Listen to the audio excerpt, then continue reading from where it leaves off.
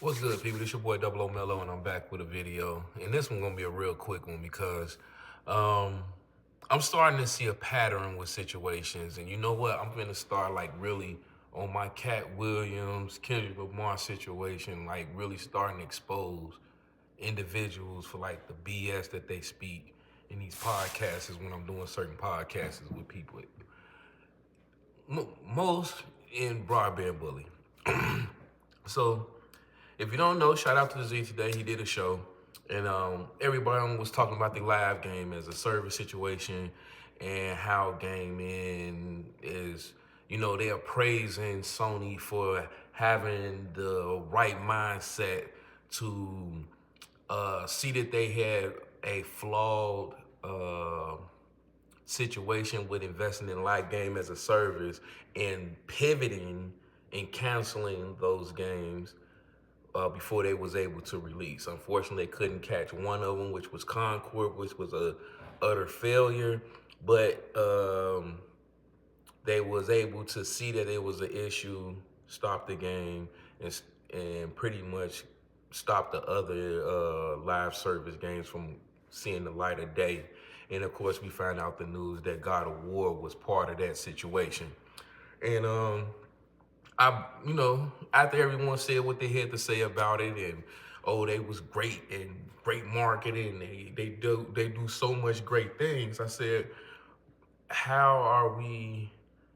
I just raised the question, like, how are we as gamers praising a company for removing live game as a service games and not allowing the consumer, us, the people that actually buy the games, to even experience any shape, form of the game to see if it was going to be successful or not. Just because Concord wasn't successful and it had its reasons why it wasn't successful, it doesn't mean that the other 11 to 10 games that you canceled may or may not had a chance.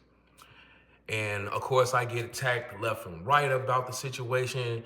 I bring up examples of that, which would have been God of War Extension, a game that was a multiplayer version of God of War. Like, they came out with the story, and then later they dropped the multiplayer. And it was like in 2013 or whatever. And I said, like, a lot of people enjoyed that game. That game was actually good. And Last of Us, did I bring up Last of Us? Yeah, I brought up Last of Us also because it has a cult following. And I remember the situation where Naughty Dog was about to close the servers to Last of Us 1, and it was such of an uproar with the community that they continued to keep the server open. Even to this day, you can play Last of Us multiplayer because the community said, no, we enjoy this multiplayer, keep it up and running, or keep it up. I don't care if you give any updates, just keep it up because we want to enjoy playing this game. So, of course, the first person jump out the window, Teddy. I'm calling names out. I'm exposing these niggas, point blank and period. I'm going all in because I'm tired of having these conversations with simple-minded individuals that don't know what they're talking about. And to prove a point, they would just yell anything out with no facts, no proof.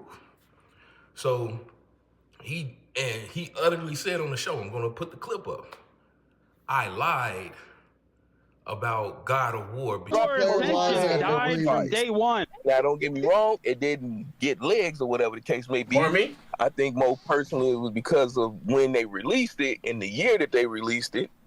That's why it didn't get no more legs. Melo, after 3 weeks, you couldn't find a fucking game. Say this. It's another game that they had. Because I used to play it, and then one day I couldn't play it because I couldn't find the game. Fan base and successful, a God of War server, they closed it down within a month. Him and Ridge said the same sentiment because I was transitioning into my car going to work or whatever, and I had it on speaker on my phone, and then when it switched over, it didn't play through the speakers of the car. So I couldn't hear everything that was going on. So by the time I noticed it, I clicked it on speaker, and then I'm hearing Teddy calling me a liar, just outright through the whole podcast. And I'm like, What do you mean? Like, hold on, what happened? And he said, oh, the game only stayed there for a month. And Ridge vouched what he said. And he said, oh, it was trash. And they just shut the server down for God of War Extension. I said, which game are you talking about? I'm talking about Last of Us or God of War?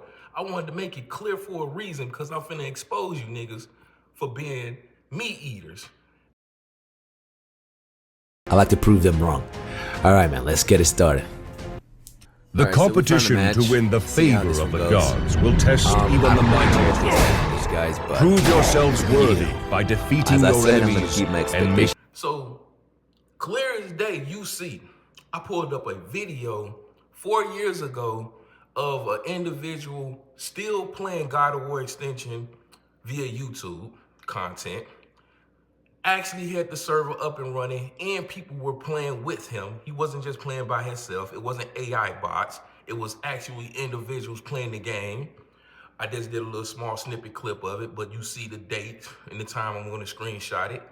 On top of that, when you type it in, it still says that that server was up way past a month or two.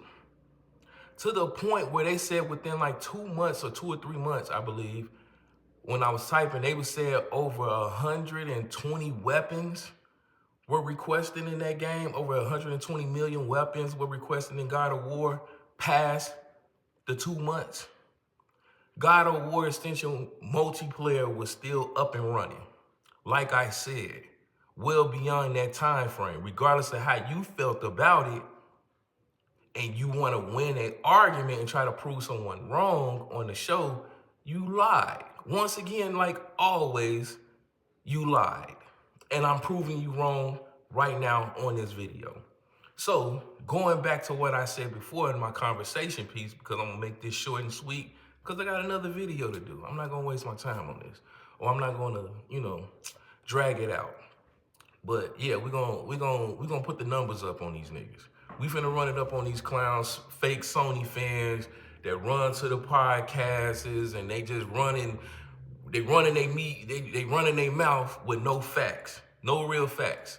Just say, hey, the live server games, you didn't want to play them because you were scared because Sony isn't as good as they are when they say y'all tout Sony as this great gaming company that got all of these great developers up under their belt. They don't. They're one-trick ponies. They can only do single player. Case in point, I just found out. Last of Us multiplayer for part 2, the reason why it didn't drop, because I remember this whole thing. They came out with the game, and then they said, oh, we're going to do the multiplayer later. They said that they're going to do it later, and then they reneged and fell back. Oh, it's canceled, and oh, it was from the truth, because everybody else keeps talking about, oh, it was gonna stretch the company out, and they was gonna have to put this much investment into it, and da-da-da-da, and they didn't have the resources. They said that they wanted to focus on what they are good at. Single player, first party, narrative-driven games. I'm gonna put the picture up. So you are a one-trick pony. Your passion and what you are good at is only single player. You're not willing to step out and do multiplayer, even though Last of Us multiplayer was successful. Case in point, like I said, it's been years of an update to Last of Us Part 1's multiplayer. And the fans, cult classic fans, are still playing that game, even without having those updates. So just say you're not good. Let me rephrase that. Because it's the fanboys that's over here acting as if they're good and talented when they're not. Naughty Dog already said what it was. We only want to focus on single player, narrative-driven games. That's it, that's all. We don't want to do multiplayer. It ain't about them having the resources. We just don't want to do it. Case in point is the picture I just popped up. You clowns constantly want to give an excuse for Sony for being mediocre. And then you run around and say Microsoft is the one that's mediocre.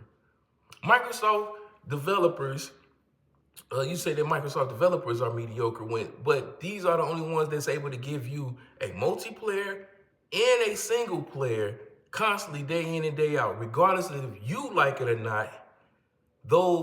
That company is able to do so. Is there some hiccups here and there in certain games maybe are not hidden like other games? Absolutely. That goes with the territory of being of creating something. It ain't gonna accept it for the masses. Everybody just ain't gonna cling to it. But you do, or you can, build a core audience that do like what you have and what you're presenting, and you can build on that. That's the problem with gaming right now, because it ain't live service games that's the issue.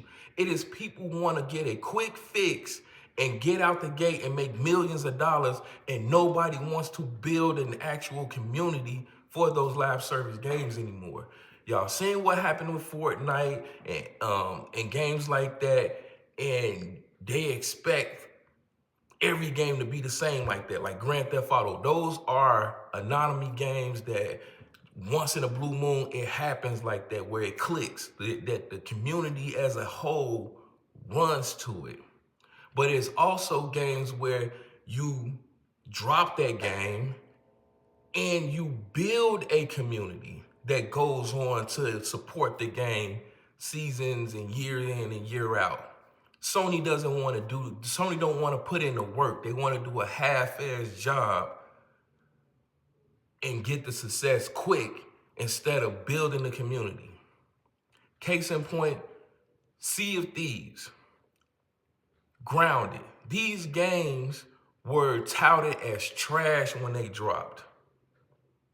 They was touted as half-baked, the community wasn't there, all of that. Redfall said that it was a terrible game.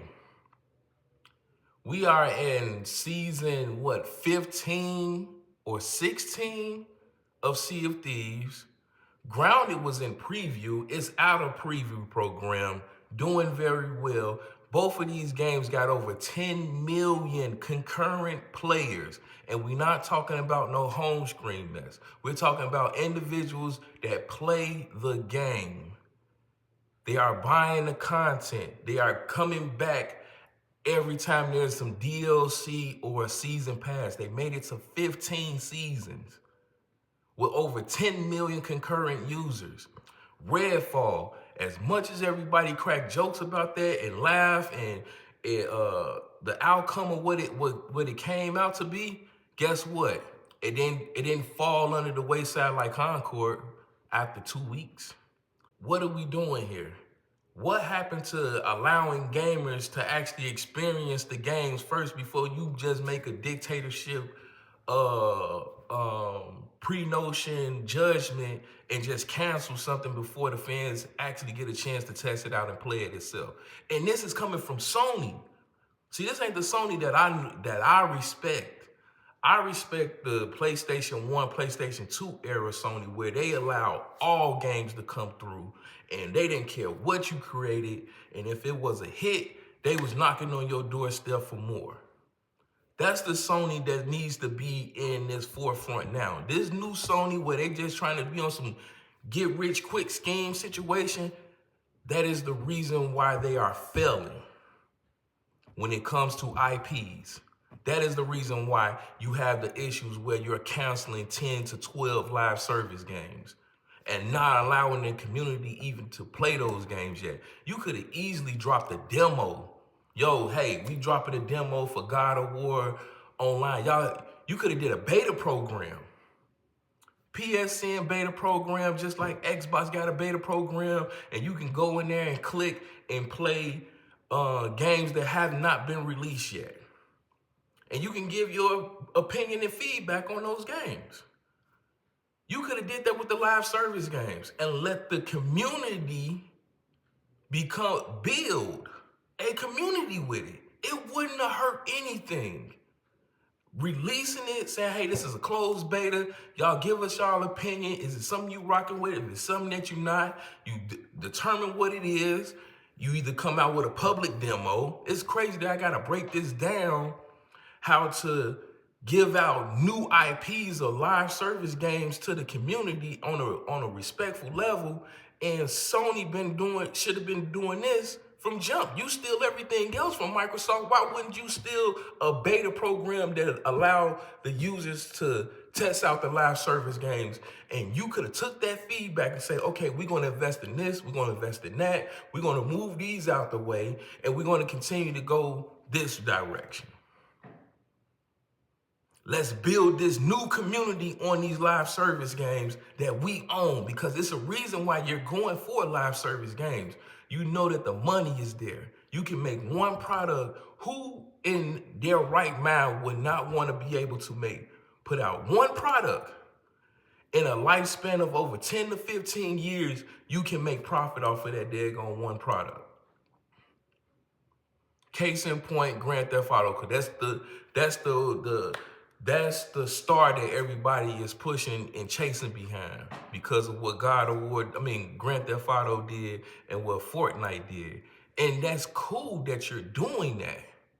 It's a way of doing it. But you can't do a get-rich-quick scheme and then expect everybody just to fall in line. And your fans, these rabid dogs that's out here like Teddy, that comes out here and tell lies. People like Ridge, I don't know what's wrong with this man. He's completely short-circuit or whatever the case may be. It's too many people that's in their feelings about games and not listening or paying attention to the broad perspective of gaming. Video games are a creative art that we know and love for years. We also know that it comes with risk. There's risk and there's reward with this. You have to allow people to experience something to gravitate to. You can't just put it out there and expect everybody to accept it like it's cream of the crop. That's not the case. And they know this, but the fans, the rabid dogs out here with the dumb opinions, not fact-checking what they're saying and they're just basing it off their feelings, are the reason why Sony is where they at now when it comes to IPs. They are a failure. He even said the Tango Games situation with Hi-Fi Rush and, they're trying to get into the Japanese market. This is Teddy I'm talking about. I'm gonna put that in the video too, because I'm tired of these clown niggas getting a mic and just running their mouth with no facts. Tango Game, Japanese game company, they trying to get into that market. They just let them go. Tango Game had financial issues. Tango Game had only produced 7 games. Out of those 7 games, 2 of them was the most well-renowned for that franchise. And it barely cracked 1 million sales. That's Evil Within 1 and 2. Even worse, Evil Within 2 did worse than Evil Within 1. But these the guys that be running their mouth, talking all this stuff. Majority of their games were failures. With all due respect, because I played some of their games and I was surprised. I beat Evil Within 2, beat Evil Within 1, I beat Vanquish, I beat Hi-Fi Rush. Hi-Fi Rush, and speaking of Hi-Fi Rush was their only more like heavily successful game, and it was a stealth drop. Hi-Fi Rush sold 3 million. It did better than the Evil Within, the one that you're known for. But they was in financial problems, issues, which is why they got sold off to the PUBG people or whatever. And even then, Microsoft still owns the Evil Within and Ghostwire Tokyo. I played and beat Ghostwire Tokyo too. Nice games. Tango had money issues. But let them talk and let them run their mouth They make it seem like, oh, Microsoft just took the game and they bought them out and they sold them off. And it was a great company. It was potential and all this great.